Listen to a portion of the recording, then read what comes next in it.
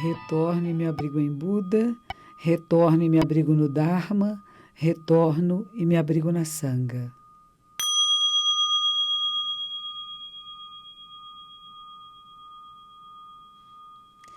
Buda, Dharma e Sangha, as três joias, os três tesouros. O ser que acorda, que desperta, é chamado de Buda, o ser iluminado, aquela pessoa que vê a realidade assim como ela é, tem um coração pleno e a mente plena de sabedoria e ações de compaixão. Qualquer ação no mundo, qualquer fala, qualquer pensamento, qualquer atitude é plena de compaixão.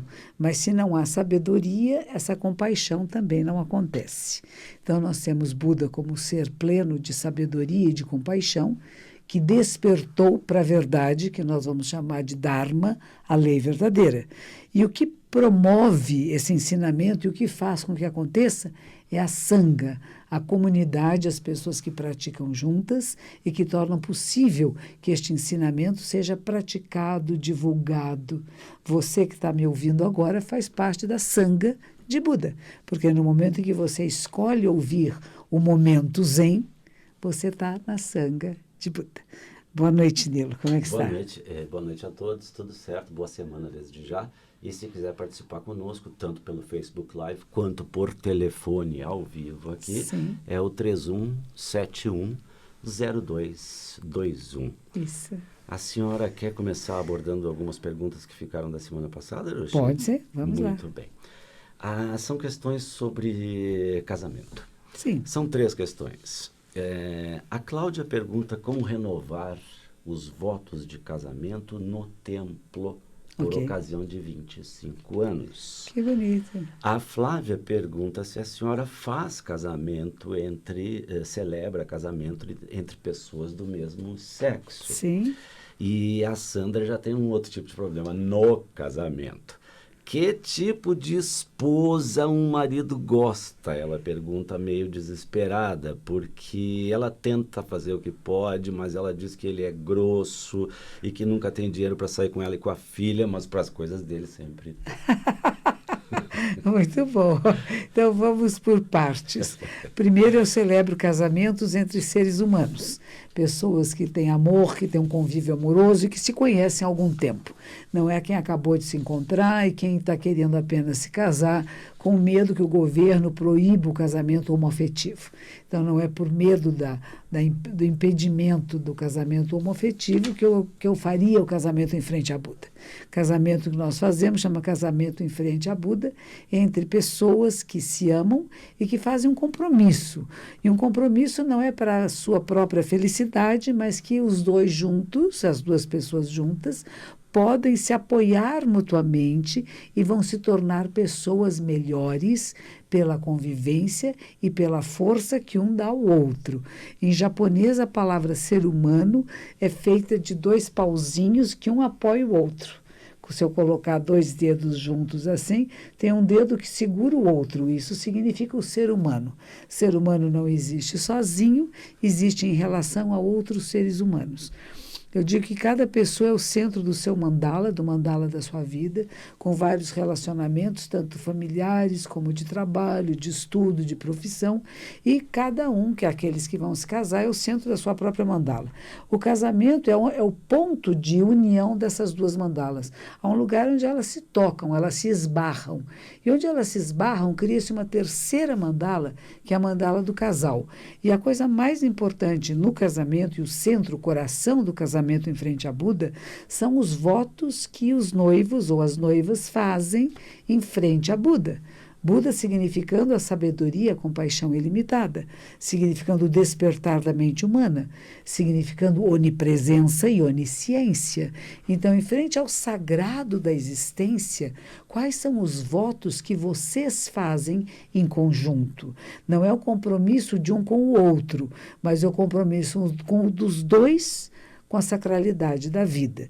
Então, eu gostaria que pensassem nisso. O casamento é este. Casamento em frente a Buda, para acontecer no templo, é preciso que as pessoas frequentem o mínimo o templo e conheçam o que é o Zen budismo, tenham assistido muitas vezes este programa, possam ter lido livros Zen para distraídos. Que conta exatamente em pormenores o que é um casamento Zen budista. E o que é o Zen budismo. Esse livro vai ser lançado em Taubaté. Alô, Taubaté, estarei com vocês aí no shopping em Taubaté, domingo próximo, dia 20. E é o lançamento desse livro da Editora Planeta. Então, se você quer fazer um casamento em frente a Buda, seria interessante que lesse o livro, que participasse deste programa, que também, se puder, frequentar a comunidade, tanto para Zazen de iniciantes, que é sábados às 6 da tarde ou domingo às 11 da manhã, um mínimo de prática e de conhecimento do Zen, não precisa se tornar Zen budista, não precisa fazer votos de Zen budismo, mas tem que conhecer o que é a tradição que estará abençoando o seu casamento. Então, para fazer o casamento no templo, o templo é um lugar pequeno que eu tenho aqui em São Paulo, perto do Estádio Municipal do Pacaembu, cabe no máximo 50 pessoas sentadas, então se tiver 70, 80 pessoas, 30 vão ficar em pé para assistir o seu casamento. Não é um lugar grande, é pequeno, e então o que nós podemos fazer, e não temos condições de ter recepção após o casamento. Então, seria apenas a cerimônia religiosa em si. E as pessoas que querem fazer 25 anos de casado, as bodas, também é feito muito semelhante ao casamento. O que eu peço para o casal que vai celebrar suas bodas, quer seja de prata, de ouro, de diamante, é que eles também renovem seus votos. E renovar os votos é reescrever o que eu quis fazer quando eu me casei há 25 anos atrás e o que é agora. Como que da agora em diante, o que nós já nos conhecemos, filhos que possam ter, netos, essa intimidade que foi criada há 25 anos juntas, como que vai ter continuidade? Então, é preciso que também venha ao templo algumas vezes e, depois de conhecer com mais intimidade a nossa tradição, nós marcamos um dia para ter uma entrevista individual comigo. O casal tem uma entrevista comigo para a gente definir detalhes da celebração. Eu sempre digo que o casamento num templo zen budista se chama casamento em frente a Buda. Eu represento este Buda. Eu sou uma discípula de Buda, uma herdeira dos ensinamentos de Buda, e por isso sou aquela que representa o Buda durante a cerimônia. Eu acho belíssimo, tenho feito muitos casamentos aqui em São Paulo e no Brasil todo. Tem casamento no Maranhão, casamento no Rio Grande do Sul, esses todos estão por vir agora, esse casamento em Recife, Mato Grosso. Tenho feito casamento no mundo todo. Em Portugal me convidaram para oficiar um casamento, mas a data não coincidiu, foi o ano passado, então eu não cheguei a oficiar em Portugal, mas tenho feito em muitos lugares. Então, sejam bem-vindas, bem-vindos noivos e noivas que queiram se casar em frente à Buda. Muito bem. Se o marido é grosseiro, se o marido... Você não casou com essa criatura? Você escolheu a criatura, ele não virou grosseiro depois, ele sempre foi. Você não tinha percebido, você já tem até uma filha. Então, você sabe que ele é um pouco egóico, não é? Ele está vivendo o seu mundo, o seu universo. Então, eu sugiro às mulheres que têm esse problema que vão trabalhar, que vão criar meios de poder fazer o programa com a sua filha e de convidar o marido, que é pão duro, sei lá, para ir jantar fora. Crie causas e condições. Se ele não cria causas e condições, em vez de só dizer ele não presta, ele é ruim, como é que eu crio causas e condições que a nossa família seja mais harmoniosa? Foi-se o tempo que o homem era o provedor e que a mulher apenas ficava em casa esperando que ele trouxesse o dinheiro, que ele a convidasse a sair. Nós quisemos muito a equidade, não a igualdade, porque homens e mulheres são diferentes, mas equidade é o mesmo valor. Se temos o mesmo valor, se ambos têm a capacidade de trabalho, de conseguir meios para manter e prover a família com mais alegria e mais leveza, eu insistiria com mulheres que estão dependentes financeiramente do marido para sair, para o cinema, para jantar fora, que crie causas e condições para que seja você a convidar o seu marido. E ele, se ele vive de forma pequena, que só pensa em si, nós podemos orar para que ele desperte, criar causas e condições de saber que ele é um ser humano, que ele é benéfico, que ele tem capacidade de sair desse lugar pequeno onde ele se fechou, essa caverninha dele mesmo, onde ele está separado de você, da filha e talvez das outras pessoas do mundo, e que ele possa se abrir para um universo de relacionamentos amorosos, ternos, divertidos, que por alguma razão que eu não conheço, não sei quem é, talvez ele tenha se fechado.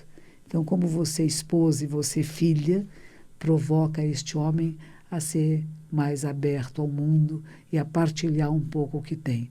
Nós dizemos que quando nós compartilhamos, recebemos de volta muito mais do que aquilo que nós doamos. Isso é verdadeiro em todas as tradições filosóficas e espirituais. Então, estimulá-lo um pouco, né, a sair do euzinho menor e fazer contato com o eu maior. Muito bem. Hiroshi, deixe-me lhe transmitir os carinhos todos que chegam aqui pelo Facebook Live. Daniela manda um boa noite a partir de Florianópolis. A Ronin, sua aluna, manda um gachô de Ribeirão Preto. André está em Camburi nos acompanhando. A Rose, mais uma vez, de Rancho Queimado, lá em Santa Catarina, sempre está conosco. Obrigada. São Bento do Sul, o Roni está conosco, mandando um boa noite. A Maísa manda um abraço carinhoso, embora não tenha dito onde se situa. A Elis, Porto Alegre, no Rio Grande do Sul, é mais uma que está sempre conosco. Daniela também está, no Rio de Janeiro. A Maria manda uma gratidão de Portugal. Opa. E de Berlim, a Heloísa pergunta, neste cenário que está hoje o Brasil, como desenvolver a tolerância com os intolerantes.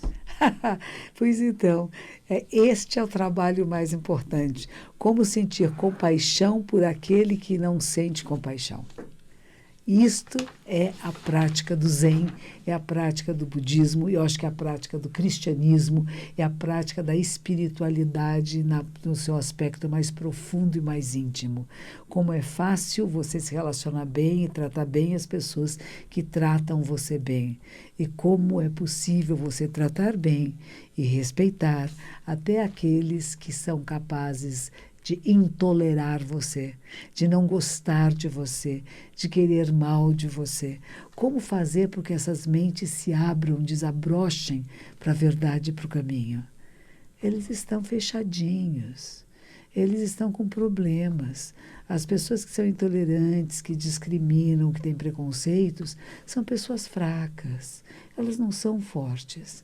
Elas põem essa aparência de fortaleza porque estão tão macios e frágeis por dentro.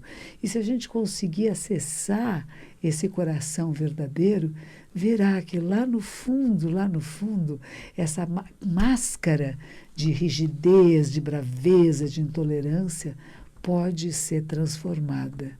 Eu acredito nisso, eu acredito no ser humano e na possibilidade de transformação do ser humano. Não é fácil, alguns estão tão empedernidos, que a gente vai dizer, tão endurecidos no personagem que criou para si mesmo, né?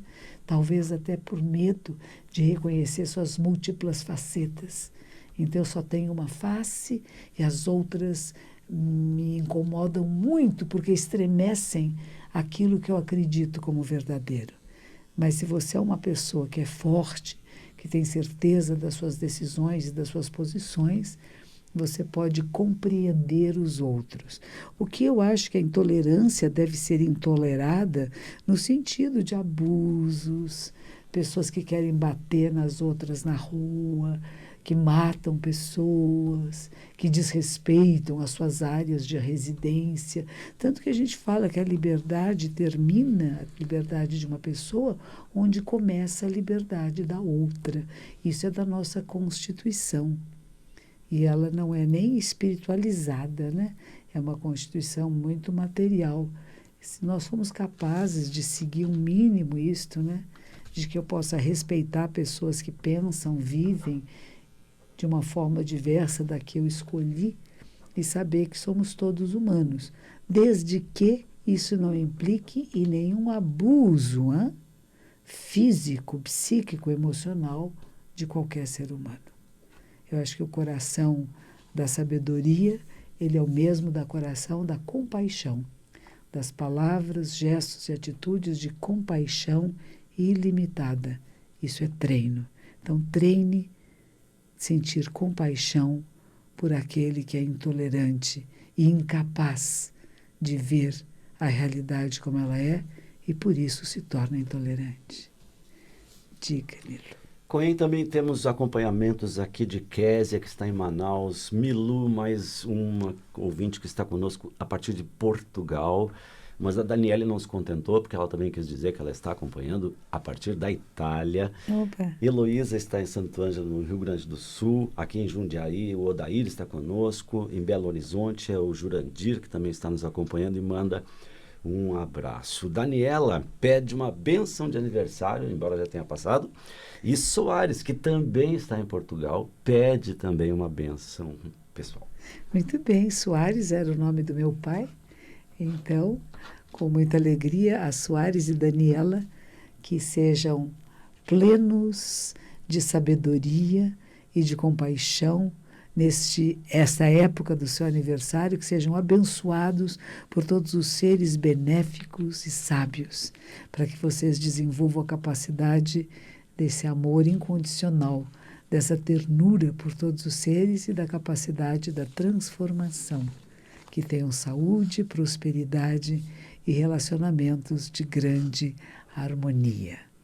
Quero lembrar também a você, que possa estar em São Paulo na próxima quinta-feira, a monja Zenchu Sensei vai estar dando palestra no templo aqui no Pacaembu. Basta chegar alguns minutos antes. A palestra é às 20 horas. E no sábado tem um dia todo de prática, das 9h30 da manhã às 5 da tarde. Para isso precisa fazer inscrição. Inscrição deve ser feita pelo e-mail zendobrasil@gmail.com. Z de zebra, E de elefante, N de navio, tudo junto, minúscula. zendobrasil@gmail.com, para poder se inscrever e participar de um dia todo de práticas no templo aqui no bairro do Pacaembu. É sábado. Falando em prática, Roshi, a Priscila havia perguntado na semana passada como contemplar Buda em casa. Ela quer comprar uma imagem, como cuidar? Pois é, tem pessoas no Japão, é muito comum, todos têm um altar familiar que a gente chama de Butsudan. Butsu quer dizer Buda, Dan, altar de Buda. Isso geralmente é feito com uma espécie de uma casinha. Olha, tão bonito, eu tive em tantas casas no Japão, eu fiz orações em tantas casas, desde um milionário que no centro da sua casa, um quarto inteirinho no centro era o altar. Uma coisa imensa, maravilhosa, antiga, de um antiquário, provavelmente de uma riqueza incrível. E estive na casa de um senhor com uma devoção maravilhosa, que raramente encontrada, e ele tinha pegado um caixote de papelão, posto papel dourado por dentro, e lá dentro ele pôs uma pequenina imagem. Ele rezava, orava, ele sabia todas as preces e tinha ofertas muito, muito humildes e muito maravilhosas, talvez pela sua humildade e sua devoção. Tinha um copinho com água, um copinho simples, com um pouquinho d'água, tinha uma frutinha, um pouquinho de arroz, sabe?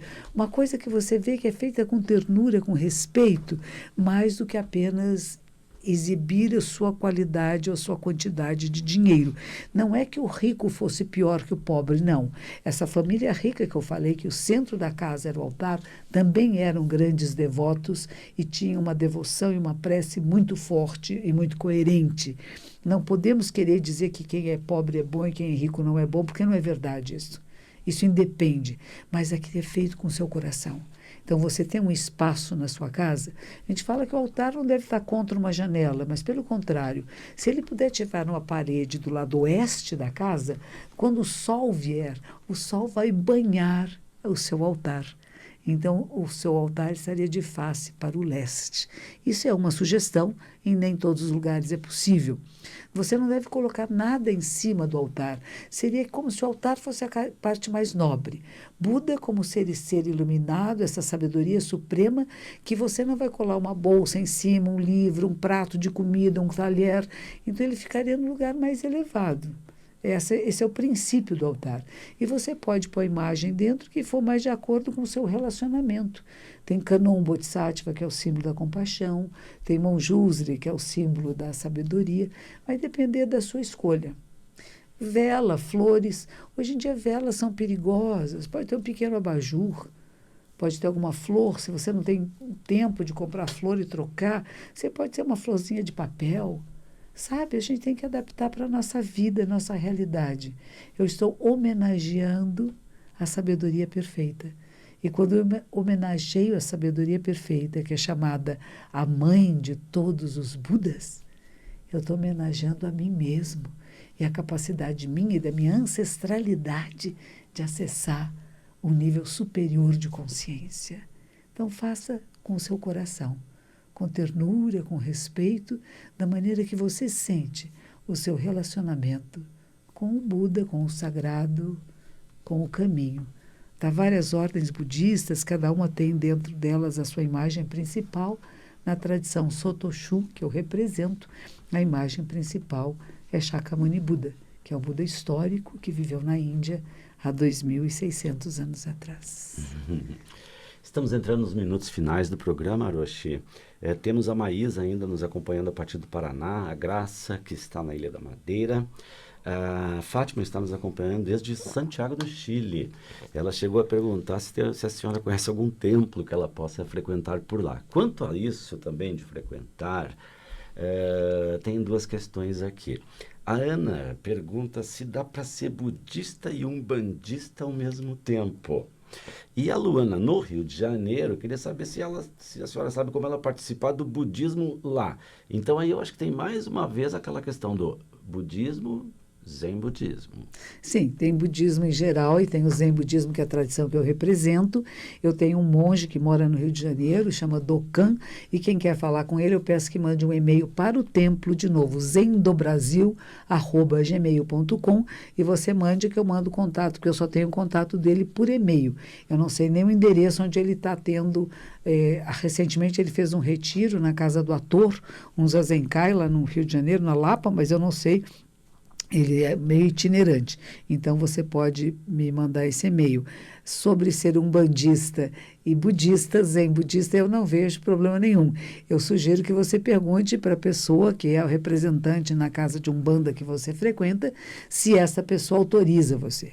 Para mim é muito importante, quando a gente vai trabalhar com tradições diferentes, que aqueles que são os nossos orientadores possam ser responsáveis para nos autorizar ou não a frequentar um outro local. Para nós, no Zen Budismo, nada atrapalha. Você pode participar de qualquer outra tradição espiritual e você frequentar a nossa comunidade, praticar meditação, e eu espero que através de práticas meditativas você possa até apreciar melhor a tradição espiritual que você escolheu. É esta a minha recomendação. O Zen é para aqueles, quem você quer tornar zen budista é uma coisa. Se eu quero me tornar um budista, um zen budista, eu vou ter que fazer uma escolha. Mas enquanto eu estou frequentando vários locais diferentes, são todos muito, muito bem-vindos. E assim, estamos encerrando esta segunda-feira, Momento Zen, na Rádio Mundial. Eu saliento que as perguntas que nós não conseguimos abordar hoje virão à tona nos próximos programas. Que assim seja. Que os méritos de nossa prática se estendam a todos os seres e que possamos nos tornar o caminho iluminado.